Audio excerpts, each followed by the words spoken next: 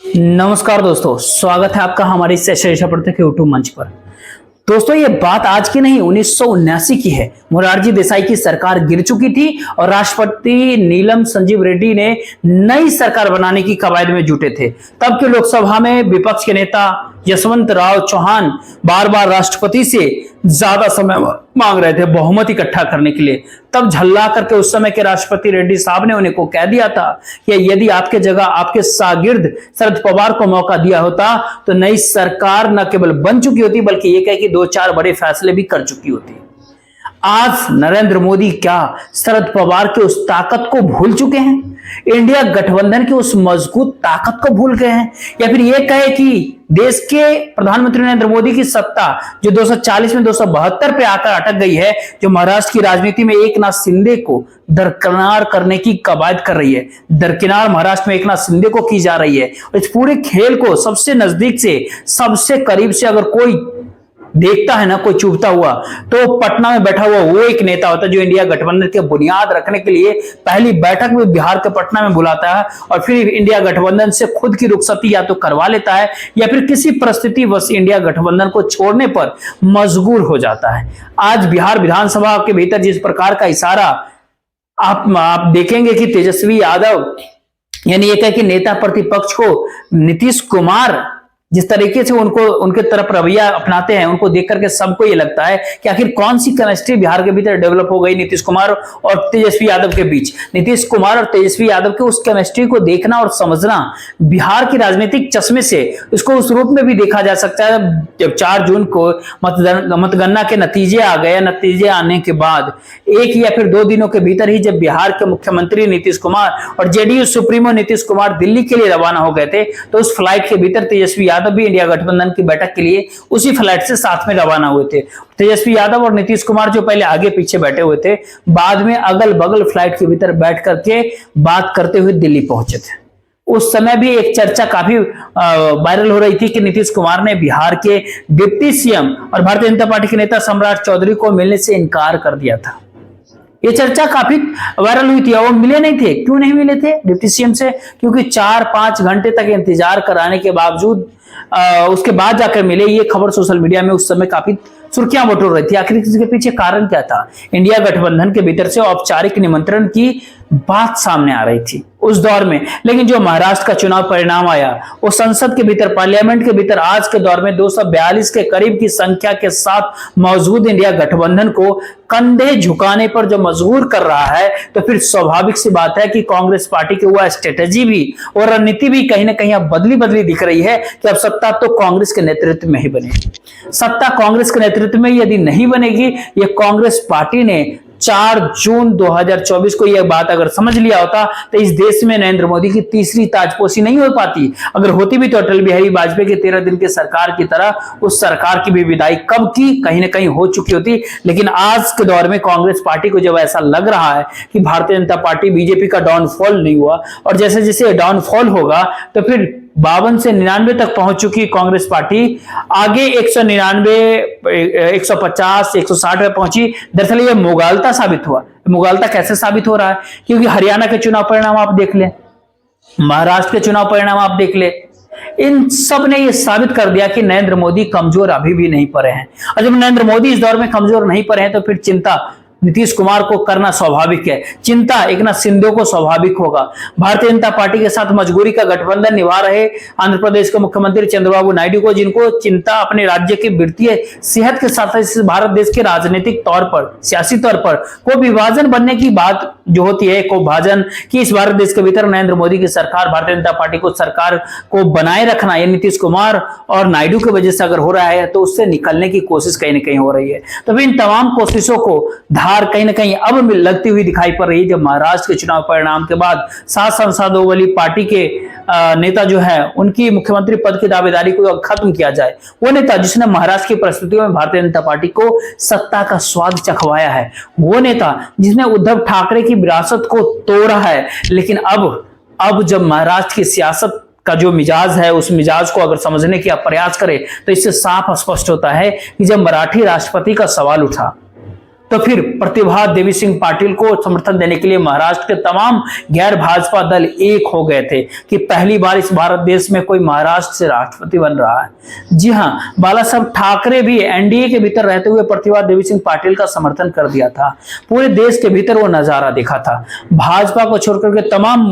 गैर भाजपा जो political party थी वो खुल करके कांग्रेस के कैंडिडेट प्रतिभा देवी सिंह पाटिल का समर्थन कर दिया था। अब जो लोकसभा के अंक गणित जो आप समझिएगा, तो उसके भीतर कांग्रेस पार्टी का कंधा झुकना, बिहार में राष्ट्रीय जनता दल का उपचुनाव का परिस्थितियों को देख करके कंधा और झुका होना, खास करके लोकसभा चुनाव 2024 के चुनाव के परिणाम के बाद चंद्रबाबू नायडू को मौजूदा सत्ता के साथ कहीं ना कहीं बहुत ज्यादा ये कह सकते हैं कि फायदा नहीं मिल पाने की स्थिति उत्पन्न हो जाना, और इन सब से आगे निकल करके अगर एक नजर आप देखेंगे तो एक कॉमन प्लेटफॉर्म के ऊपर एक ऐसी परिस्थिति का निर्मित हो जाना जो 2007 की राष्ट्रपति चुनाव के समय इस तरह की परिस्थितियां उत्पन्न हुई थी। अगर मराठी राष्ट्रपति का कार्ड अगर खेला जाए तो फिर एनडीए और विपक्षी दलों की एकता को तोड़ा जा सकता है महाराष्ट्र के भीतर। उस एकता को जिसमें मुलायम सिंह यादव और भारतीय जनता पार्टी दोनों ये प्रयास कर रहे थे कि उस समय के राष्ट्रपति एपीजे अब्दुल कलाम को दूसरा कार्यकाल दे दिया जाए, एक टर्म और उनको राष्ट्रपति बना दिया जाए।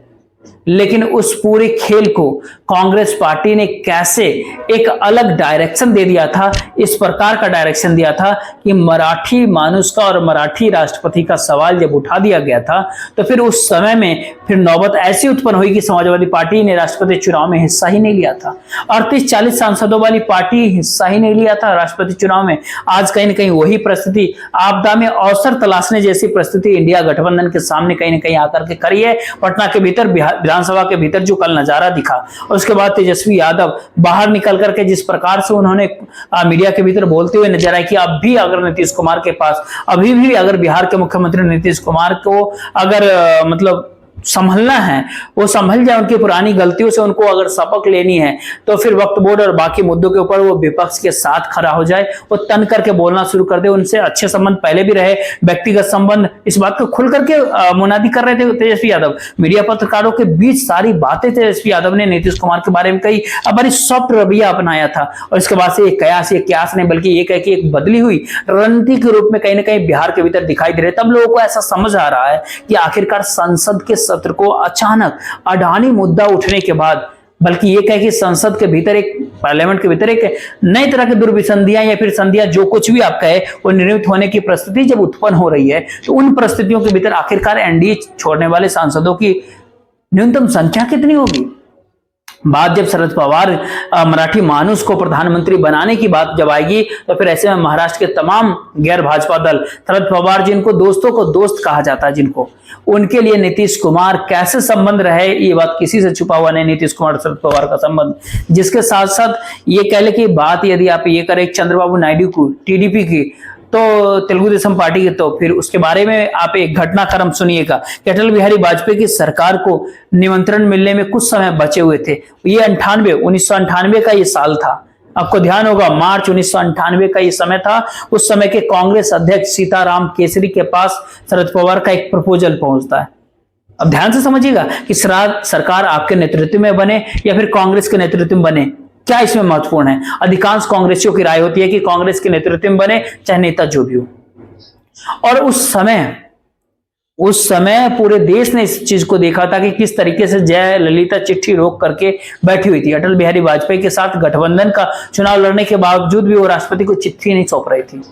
चंद्रबाबू नायडू जिनका संयुक्त मोर्चा से टूटने का मतलब उनके लिए जो कहते हैं ना तिल मिला रहा था मन, वो इस शरद पवार के नाम पर कांग्रेस पार्टी के धुर विरोधी होते हुए भी शरद पवार का समर्थन करने के लिए तैयार थी। और ओम प्रकाश चौटाला जिनके 4 एमपी थे, 4 सांसद थे, हरियाणा में उनकी लड़ाई कांग्रेस पार्टी से थी, लेकिन बात शरद पवार की थी तो शरद पवार के समर्थन करने के लिए वो तैयार उस समय थे। जब तक कांग्रेस पार्टी के भीतर निजाम परिवर्तन नहीं हुआ, आधी रात को सीताराम केसरी की जगह सोनिया गांधी ने अध्यक्ष का पद हासिल नहीं किया और कांग्रेस का औपचारिक बयान नहीं आया कि कांग्रेस को विपक्ष में बैठने का जनादेश मिला है, तब तक न तो जयललिता ने चिट्ठी भेजी और न ही चंद्रबाबू नायडू ने चिट्ठी भेजी थी और न ही ओम प्रकाश चौटाला ने चिट्ठी भेजी थी अटल बिहारी वाजपेयी के समर्थन की। यानी ये कहे कि सोनिया गांधी के अध्यक्ष बनने के साथ शरद पवार की महत्वाकांक्षाओं का कांग्रेस पार्टी के भीतर रहते हुए दफन हो गया। आखिर शरद पवार वही व्यक्ति हैं, वही हैं, वो अधिकांश किरदार भी, अधिकांश उस समय के जो राजनीतिक किरदार थे, चाहे चंद्रबाबू नायडू हो, चाहे बाला साहब ठाकरे की विरासत हो, बाला साहब नहीं है अभी, उद्धव ठाकरे हैं, एकनाथ शिंदे की पार्टी के सांसद हो, उनके खुद के भतीजे अजित पवार की पार्टी के इकलौते सांसद हो, या फिर नीतीश कुमार के पार्टी के सांसद हो, सबको जोड़ दीजिएगा तो कितने सारे होंगे। एकनाथ शिंदे की शिवसेना के जोड़ दीजिएगा 7 सांसद, उनके भी सारे, सब एनसीपी के 1 सांसद, 7 शिवसेना के, इसके साथ जेडीयू के 12 सांसद, 12-20 हो गया, चंद्रबाबू नायडू को 16 सांसद, यानी ये 36 सांसदों का आंकड़ा पहुंचता है, सबको मिला दीजिएगा तब। ये 36 सांसदों का जब ये आंकड़ा पहुंचता है तो 234 सीटें जीत चुका इंडिया गठबंधन, जिसके पास पप्पू यादव जैसे निर्दलीय और वैसे छोटे छोटे दल जो इंडिया के साथ नहीं है, इंडिया के साथ चुनाव नहीं लड़े, लेकिन खुल करके भाजपा के समर्थन में नहीं बैठ सकते। मसलन सांगली से जीता हुआ सांसद एक है, पंजाब के 2 सांसद हैं, कश्मीर के 1 सांसद है, असदुद्दीन ओवैसी, इस तरह के जो 7-8 और सांसदों की जो काउंटिंग है वो 242 के आंकड़े पर। और जब ये 36 सांसदों का खेल खुल करके अगर सामने आता है, उसके बाद साफ जाहिर होता है कि मराठी मानुस को प्रधानमंत्री बनाने के नाम पर महाराष्ट्र नहीं बल्कि पटना की गतिविधियां भी बहुत कुछ इस दिशा में दिखाई पड़ता है कि अगर इंडिया गठबंधन अगर अंदर खाने जिस खेल को, जिस बिसात को बिछा रहा है ना, वो खेल, वो बिसात, वो गेम अगर समय रहते अगर पत्ते मिल गए, फेंक दिए गए, तो बहुत जल्द देश के भीतर केंद्र में वैकल्पिक सरकार लोगों को दिख सकती है। नीतीश कुमार यूं ही कोई मैसेज या कोई संकेत नहीं देते। नीतीश कुमार के बारे में तो ये भी कहा जाता है उनका बायां हाथ क्या उठता है, क्या कहता है, वो दाएं हाथ को नहीं पता होता। नीतीश कुमार भारतीय जनता पार्टी को साथ अगर जाना होता नीतीश कुमार को, तब नीतीश कुमार किसी कार्यक्रम में जाकर के, किसी भी छोटे मोटे कार्यक्रम में जाकर के जहां पर कमल का फूल का निशान बना होता है उसमें रंग भरते हैं। जब उनको भाजपा का साथ छोड़ना होता है तब वो जातिगत जनगणना के मुद्दे पर सर्वदलीय प्रतिनिधि मंडल लेकर के दिल्ली पहुंच जाते हैं और उस मुद्दे के ऊपर पत्रकारों, मीडिया को एड्रेस करने के लिए तेजस्वी यादव जब नेता विपक्ष है उनको आगे कर देते हैं। जब उनको फिर से दोबारा भारतीय जनता पार्टी के साथ जाना पड़ता है तब नीतीश कुमार क्या करते हैं, आपको ध्यान है? तब नीतीश कुमार G20 के सम्मेलन के भीतर प्रधानमंत्री नरेंद्र मोदी के बुलावे पर जो बाइडेन से भी मिलने पहुंच जाते हैं, ललन सिंह को पार्टी अध्यक्ष पद से भी हटा देते हैं और अटल बिहारी वाजपेयी के समाधि पर फूल भी चढ़ाते हैं। आखिर राष्ट्रपति के कार्यक्रम के अंदर बोल भी देते हैं मोतिहारी के भीतर, आपको ध्यान होगा वो काफी फुटेज वायरल हो रहा था कि भाजपा नेताओं की तरफ इशारा करके कि आपसे हमारा संबंध कभी टूटेगा थोड़े ना। लेकिन कौन इस बात को जान रहा था कि शरद पवार ने इस भारत देश को में कितने पॉलिटिकल पार्टी के फाइनेंशियल पाइपलाइन को दुरुस्त कराने का इंतजाम किया था। जिन पार्टियों के पास चुनाव लड़ने के लिए पैसा नहीं था ना, वो 2 पार्टी आपस में लड़ रही, दोनों कंगाली की हालत में हो या फिर दोनों के पास उतने सारे पैसे नहीं हो चुनाव लड़ने के लिए, तो फिर पैसे दोनों का आएंगे। इंतजाम शरद पवार इस बात का करते थे, कहीं ना कहीं करा करके देंगे, किसी न किसी करवा करके देंगे। उस शरद पवार के पास जो ये संख्या आपको तमाम सारे सांसदों MP के जो बताए, ये संख्या इस दौर में इसलिए भी काफी महत्वपूर्ण होता है क्योंकि इस दौर में भारतीय जनता पार्टी की सत्ता, नरेंद्र मोदी की सत्ता अपने तमाम प्रयास के बावजूद 234 सीट जीत करके दिल्ली पहुंची और इंडिया गठबंधन में सेध नहीं लगा पाई। बाकायदा 8-9 सांसद उनके बढ़ी गए इंडिया गठबंधन के उनके समर्थन में, उसमें सेंधमारी कर पाने की स्थिति में अब तक भारतीय जनता पार्टी को कामयाबी नहीं मिली। जब सेंध नहीं लगा पाई भारतीय जनता पार्टी, बीजेपी, नवीन पटनायक को भी एक सांसद को आप देख सकते हैं उसमें जोड़ सकते हैं, या फिर जब उनको सेंधमारी करने में जब कामयाबी नहीं हासिल हुई तो उसके बाद भारतीय जनता पार्टी ने महाराष्ट्र की सियासत में शिंदे का जो हाल किया, वही हाल कमोबेश, वही अस्त्र बिहार में नीतीश कुमार का होना है 2025 के बिहार विधानसभा चुनाव के बाद। इस बात से नीतीश कुमार को शायद ही अब सारी बात सुभा रहा होगा। नीतीश कुमार इस बात को भली भांति समझते हैं कि पटना के भीतर मुख्यमंत्री बना रहना और भाजपा की नहीं बल्कि संघ का दशकों पुराना एजेंडा रहा है कि पाटलिपुत्र के भीतर भारतीय जनता पार्टी का हिंदी भाषी भारत में भारतीय जनता पार्टी की वर्चस्व की बुनियादी उस दिन होगी जिस दिन पाटलिपुत्र में भारतीय जनता पार्टी का मुख्यमंत्री शपथ लेगा। और जो हाल महाराष्ट्र के चुनाव में शिंदे का हुआ, वहां की मुख्यमंत्री पद के लिए जो पसोपस है, वो चिराग मॉडल के तहत बिहार में जैसे जनता दल यूनाइटेड के नेता नीतीश कुमार को जैसे साइज को छोटी की गई, अब किस मुगालते में है। आज कम से कम इशारों में वो वही बात कह दिए थे और साफ साफ उनके मुख से कहीं ना कहीं ये दिख रहा था उनके चेहरे से कि एक तरफ मुंबई के भीतर विसंधियां हो रही है, दूसरी तरफ पटना में विसंधियां हो रही है, तीसरी तरफ चंद्रबाबू नायडू तैयार बैठे हुए हैं। तो फिर इसमें देर किस बात की होगी और किनका इशारा करता है? क्या देर कांग्रेस पार्टी की तरफ से, या कांग्रेस पार्टी ने उस सारी परिस्थितियों को आत्मसात करके सभी दलों को आगे बढ़ने का फैसला सुना चुका है। ध्यान दीजिएगा, इसी संसद सत्र के अंदर आपको दिखाई देगा कि जो बिसात बिछाई जा रही है ना, उस बिसात के आगे किस तरीके की राजनीति इस भारत देश के भीतर संख्या बल के आगे शीश झुकाने वाली जो 13 दिन की अटल बिहारी वाजपेयी की सरकार थी 1998 के भीतर, वो वाला खेल न हो जाए, या फिर ये कहे कि अंततः दिल्ली के भीतर कांग्रेस पार्टी अपनी अकर के अंदर, कांग्रेस पार्टी अपने एजेंडे के ऊपर, कांग्रेस पार्टी अपने लॉन्ग टर्म की कथित प्लानिंग जो होती है, और कांग्रेस पार्टी अपने उस मनोस्थिति के भीतर भारतीय जनता पार्टी को सरकार कंटिन्यू करने का मौका देती रहेगी, जो इस भारत देश के भीतर कहीं ना कहीं सेकुलर मिजाज के माने जाने वाले लोग जितने भी नेता है वो एक पल भी उनको पसंद करना नहीं चाहते हैं। यानी आने वाला समय ही आपको बताएगा। आज के दौर में कांग्रेस पार्टी का व्यक्ति प्रधानमंत्री अगर देश का बने, दरअसल इस देश में कांग्रेस का समर्थकों को इस बात के लिए कोई रुचि नहीं है। इस देश के ज्यादातर ऐसे मतदाता हैं जिन्होंने भारतीय जनता पार्टी के नेतृत्व वाले एनडीए के खिलाफ वोट डाला, और वो वोट 60% से ज्यादा का वोट है इस भारत देश के भीतर। तो उस वोटर के बीच एक ही बात दिखाई पड़ती है, जी हां, कि नरेंद्र मोदी की जगह वैकल्पिक सरकार बने, भारतीय जनता पार्टी की जगह वैकल्पिक सरकार बने, और महाराष्ट्र के भीतर भारतीय जनता पार्टी के खेल ने उस आदर्श स्थिति का निर्माण कहीं ना कहीं करते जा रहा है, जो केंद्र में एक कहीं ना कहीं स्टॉक गैप एडजमेंट आए, चाहे सरकार 6 महीने चले, 8 महीना चले, 9 महीना चले, 1 साल बने, लेकिन मौजूदा सरकार के लिए मौजूदा सरकार से मुक्ति कहीं ना कहीं दिलाए। हर दौर में कांग्रेस पार्टी ने इस तरह की कि भारतीय जनता पार्टी से कहीं ना कहीं सत्ता पाने के लिए चरण सिंह को प्रधानमंत्री बनाया था, चंद्रशेखर को प्रधानमंत्री बनाया था, देवगौड़ा और गुजराल को प्रधानमंत्री बनाया था। कांग्रेस ने मुद्दा क्या था उस समय अपने अपने दौर में जो विपक्ष था ना, चाहे वो जनता पार्टी हो, चाहे वो जनता दल हो, चाहे वो भारतीय जनता पार्टी हो, इन तीनों के सामने इन तीनों का रास्ता कहीं ना कहीं रोकने की कवायद थी। तो क्या आज रास्ता रोकने की कवायद में कांग्रेस पार्टी को कोई रुचि है या फिर नहीं है?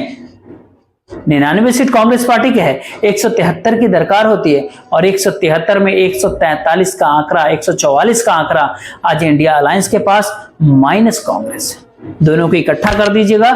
तो 243-44 पहुंच जाता है। महाराष्ट्र में क्या होता है, पटना में क्या मैसेज आ रहा है, और बंगाल में बहुत लंबे समय से संकेत आ रहा है कि भारतीय जनता पार्टी के 4 या 5 सांसद